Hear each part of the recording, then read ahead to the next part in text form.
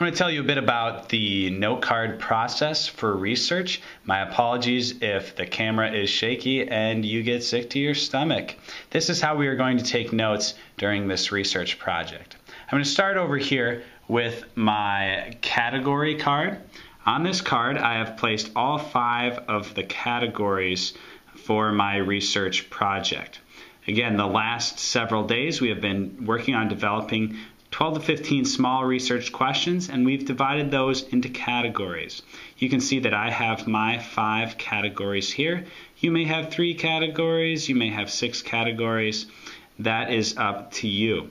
Next to each category, you have seen I have color-coded them. So that green goes along with general, blue for causes, I have purple for Oak Creek, red for preventing violence, and orange for seek reactions. It is up to you which color you want to correspond with each category. If you do not have colored pencils, you are able to put down A, B, C, D, and E instead of a color. All right, then next, over here, I'm going to show you how to write a source card. For each source that you use, I want you to write down a source card and then give it a number. You can see here I have source card number 1. Then I write down the title, Why American Sikhs Will Survive. I write down the author, and I also write down the place where I found the article. It is up to you if you want to write a complete MLA citation on your source card. You will eventually have to cite using MLA citation. So if you want to write it all down in your source card, you're welcome to. Otherwise, just make sure that you can go back and find your source, and so you will be able to cite it using the MLA style. So this one would be my source card number 1. For each source that you look at and take notes over, you would add a source note card. So you would have source number 2, source number 3, source number 4 for your following sources. Then, this is how it works when you want to write your notes. You find a quote or a paraphrase that you want to either quote or paraphrase from your original article. So, we've been reading Why American Sikhs Will Survive. You see a part of her text that you think is important, helps to answer one of your questions. You make a note on your note cards. First thing, you put a title on the top that is specific to just this note card. Then next to the title, you put the number of your source. You can see I have source number 1 because it is from my first source.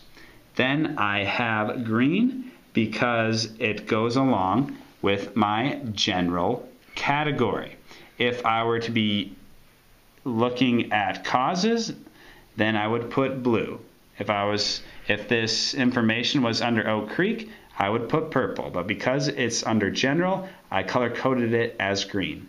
At this point, if you are using a alphabetical organizational strategy, you would put an A, a B, or C, or D there, depending on what you have titled your various categories.